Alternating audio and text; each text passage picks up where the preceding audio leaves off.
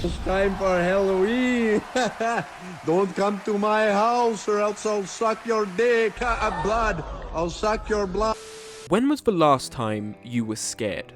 I mean, genuinely scared. When was the last time you were left for days, if not weeks on end, with a sudden onset of insomnia, welded in place by the terrors of your university classmates calling you dog boy because they found your Twitter account that follows furry artists? They gave me dog food for my birthday, and they keep calling me a gay furry. Please send someone, I need an adult. In all seriousness, horror is one of those words that has had its definition eroded by its saturated use in the English language. It lies dead behind phrases and words such as literally, gone wrong, among us, what the dog doing, what are those, rush B, so many more fallen victim to popularity. In order to be a horror game, you don't actually have to be scary anymore. If you've got blood and guts and piss and shit in your game or movie, you have surpassed the barrier to having a great Saturday night or being in the horror genre. Dark Deception is technically a horror game, but you're telling me that this leaves people with dread and anxiety? You run, you die, you get upset, and then you escape. Hell, Outlast isn't that scary, and everyone cites it as some fucking masterpiece. It looks like no one will ever be spooked again. But fear not, for I have something up my sleeve to show you. Oh, fuck. Whoa. How'd that get there? No, officer, I've never heard of Stedelnick before. For I have something up my sleeve to show you, and its name? Analog horror.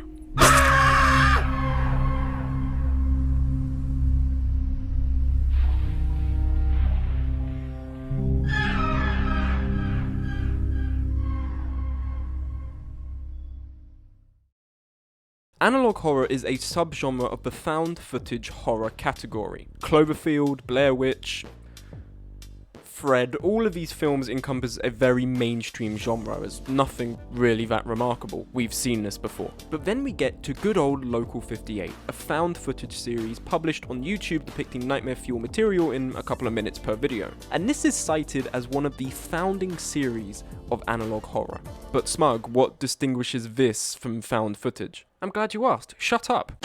Analog horror is distinguished by being exclusively a web series, only posting installments online.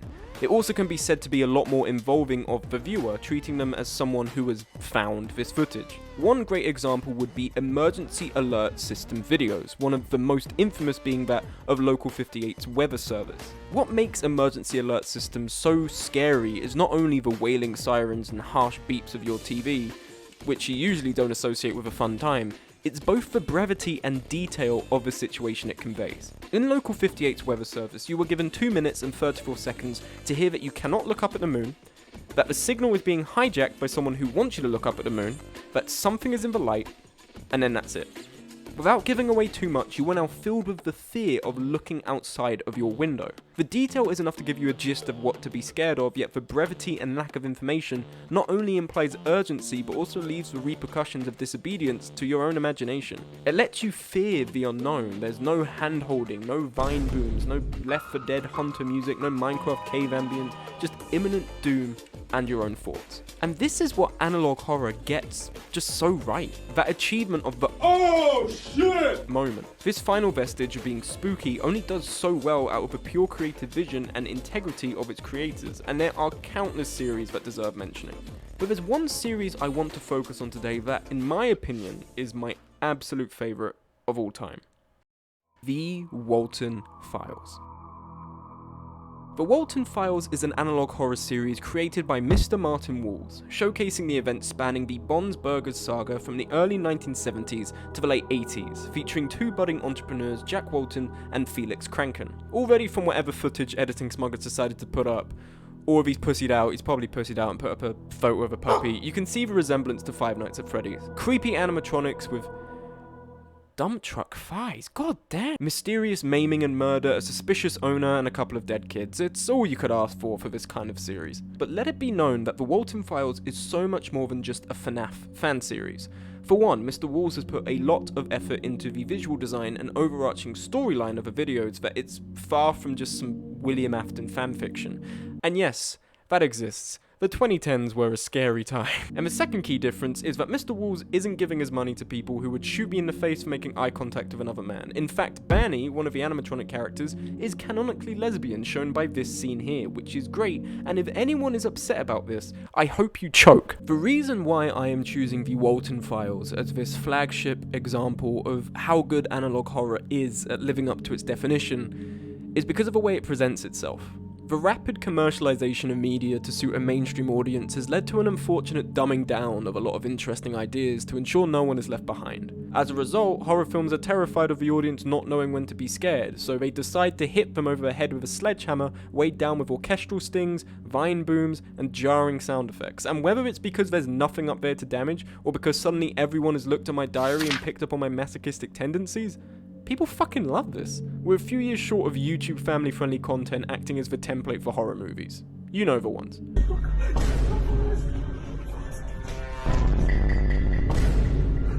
That's a moment.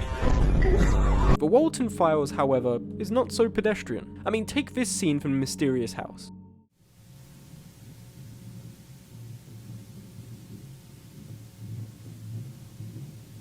Dougie, come on, dude, this isn't funny. Now this is unsettling, and it's unsettling because you witness it without any fanfare. There's no sound effects, there's no heavy-handed attempt to point it out with neon arrows. It's there, and whether you see it is up to your attention span. It's a skillful use of the background and foreground to make the viewer pay attention, and ultimately, in a series with a deliberately vague timeline of events rewarding the viewer for paying attention, it can only ever really be a good thing. And then there's that word, subtlety. Hollywood hasn't heard of it. AAA gaming studios take it to the Bill Cosby room and do unspeakable things in there. But analog horror, specifically the Walten Files, makes good use of it. Media undervalues the power of direct confrontation with your harbinger of doom. In SCP Containment Breach, being stuck in a corridor with Peanut Boy is a terrifying experience alone. The implication of its presence is petrifying enough without needing to worry about navigating a maze-like facility while 20 different monsters want to eat your ass. So when the Walten Files pulls off scenes like this, where you are in a forest and you just watch as Shah gets closer and closer and closer without being able to do anything, it evokes that sense of impending doom. All you can do is sit and watch. Also, quick side note, Shah kinda bad though. And this all culminates in one other word. Anticipation. In SCP Containment Breach, I was expecting Peanut Boy to be around every corner, and the unending silence of a slaughtered facility starts to get to you. It's a constant slow boil. In the Walten Files, it's exactly that. A constant slow boil. One second it's all bright and cheery, but the next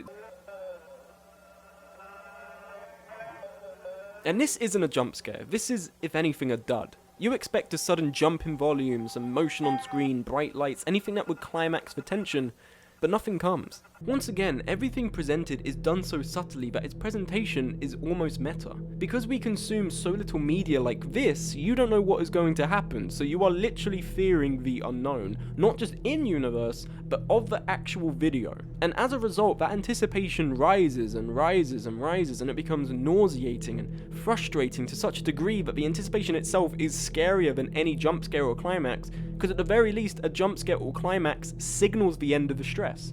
That for the next few seconds, at least, you know nothing else is coming. And then we get to that J word. Jump scare.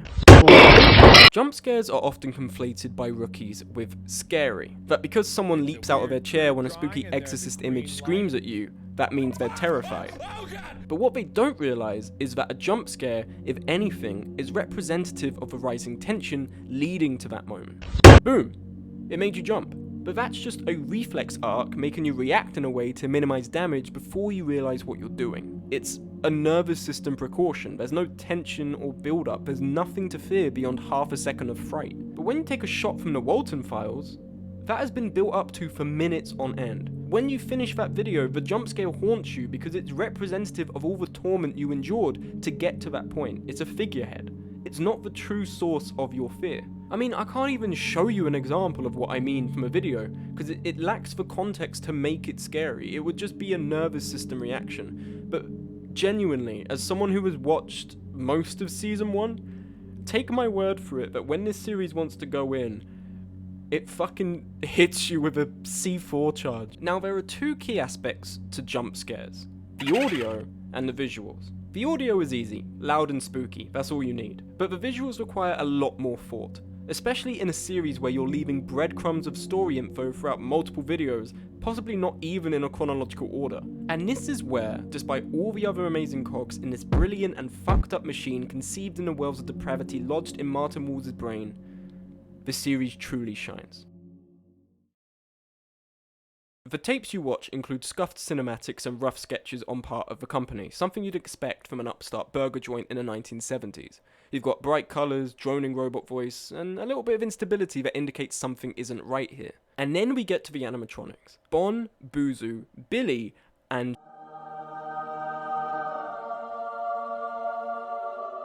each one has a distinct colour pattern and design, and the touch of having the lower legs and arms be made of exposed metal is, I don't know, it's satisfying. I personally think it alludes to the models being rushed through as they may not have had enough time to cover the exposed regions before the shop opened, or I don't know, maybe Martin just likes putting the animatronics in steel thigh highs, but either way, I think it's pretty cool. But this is the cutesy end of the animatronics. Oh wow, they've got their slumber party, and oh wow, Shah's got a, cute little blindfold on to sleep, and oh, they're watching a movie, and oh, what the fuck is that? What the fuck? It is no exaggeration when I say that this series has kept me up for 2 weeks. And the reason why is this. A lot of the Walten Files victims are portrayed with distorted and stretched faces, proportions alien to what we consider a normal complexion. Ashley's face here, Brian Stelz's face here, Rosemary Walton's face here, and holy shit, Susan Wooding's. Fans of the Walten Files live in fear of this woman. I remember there was a YouTube comment and I looked into it, and it's about why we find police sketches so eerie. The exaggerated facial features and proportions help possible eyewitnesses remember things better, but to the public it just looks unnatural. It's also possible that, because a lot of these tapes are embedding the fucked up events behind the scenes, the faces of the victims may be deliberately distorted to try and help Sophie Walton, someone who is taking medication to forget all she saw inside Bond's burgers, remember what happened, as she is really the only witness to anything that went on. Whether or not I'm right, I don't know, but either way, it's really affecting, and I imagine I'm not the only one who sees these messed up faces as one of the scariest aspects of the Walten Files. I mean, Squimpus McGrimpus's video titled Criminal is so infamous because of this face. It's just horrible on a universal level for everyone. And yet, despite all of this, the Walten Files' efficacy can't really be melted down to its individual parts. It's the bigger picture at play. The horror is a result of each and every part working in tandem with the next. The jump scares, which I don't think there are more than 5 total, are nothing without the anticipation and tension leading up to it. That rising discomfort is sourced only from what you see on screen or hear through your headphones, and then this can only ever be scary because it leads you to anticipate something coming to jump scare you, and it loops around and around and around. And at the center of this loop is the story. The Walten Files speaks of tragedy, of how one mistake can lead to a cascade of misery and death, all of which has a domino effect that worsens the severity of the situation with every attempt to cover it up. To those who haven't watched the series yet, which I strongly recommend you do, and why the fuck are you still watching this video, you won't know what I mean, and also, depending on how closely you've been paying attention, even those who have binged watched all of Martin's stuff won't know what I mean either. We all know I love story, and I personally see it as something that can make or break a piece of media. This saturated, bloated, and gluttonous fiend that is mainstream horror, satisfied only with gorging on plastic notes and on-screen digits prized from the wallets and bank accounts of people entertained by watching a damp towel spin in a washing machine, has led to this notion that horror can only ever be an experience, that characters and storylines are nothing but a means to an end, that no one gives a shit about horror protag 239674 because all they want is to get to the part where a PNG jumps at the screen. But the Walten Files, as well as a series like Gemini Home Entertainment and Local 58 and the Battington Files and even fucking Mandela Catalogue, which I still need to watch, it stands in defiance of this dumbing down. All of this unease and discomfort and terror is, if anything, born from the central storyline. It's intrinsically connected, and one could not exist without the other. And all of it is held in place by passion. Passion to tell a story, passion to get the viewer to piss themselves, passion any creative holds in their heart for their own work, unrelenting and unrestrained by profit margins, or I don't know whether or not it's fucking Pride Month yet. And the bottom line for all of this is that by the end of what I had seen, I was scared. Scared enough to be unable to sleep, or enough that telling myself it wasn't real did nothing to help. The Walten Files is a fantastic example as to how analog horror is reviving the overarching genre. And with so much for a digital medium to offer, I'm really looking forward to whatever comes next. And this, for me, is why analog horror and the Walten Files is so goddamn spooky.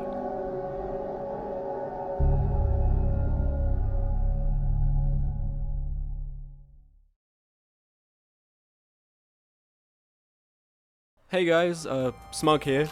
You know, I've realised that I always do Smug here. I've never said Smug here without the Anyway, thank you very much for watching through this video and its third iteration of the script. I really enjoyed making it. That transition I had from guy who plays games to someone who talks about them is really beneficial, and I like to think it's also the same for you. Mainly because you can actually watch something that's good and has a lot more effort put into it. But for me, if I had to describe it, I'd say the reason why it's so beneficial is because it offers so much room to grow. If I had stayed as some Darkest Dungeon meme video maker, and I had, I don't know, gotten a big hit and I got hundreds of thousands of followers, if I wanted to diversify and change to anything, I would have been stuck, and I would have lost so much of my, I guess, fan base, I'll call it. But with this, the principle is I just talk about stuff, so really I can do anything. So yeah, it's really promising, and I'm glad I made that change. Oh shit, we also, I just remembered, I was thinking I forgot something to talk about. We also just surpassed 100 subs last month, which is fucking insane. The JCS video got seen by the actual team. I realize now that it's more than one person. And they gave me a shout out on Twitter, which bumped me up by almost 50 subs at the time of writing this. So JCS team, if you do see this, thank you so much, and I love your stuff. It genuinely means a lot to have 137 people, you know, subscribe and have people in the comment section being like, oh, like I had someone for the Outer Wilds videos saying, oh, this is like a fantastic video, and now for the first time ever I'm going to use the share function for it. Like it's crazy because I put so much work into this. I'm really glad people enjoy it. And I'm really looking forward to hitting 1K. And to take this off, if Martin somehow sees this, I just want to say I'm a huge fan, and I love all your work beyond just the Walten Files. Your art style is great, it's fantastic, it's distinct and unique, and it's really stylized. I just love it. So, I don't know if this means anything, but I'm wishing you all the best with your endeavors, although I'm sure you'll do just fine. You probably don't need it. And, yeah, thanks for the thanks for the nightmares with your fucking, with your monsters.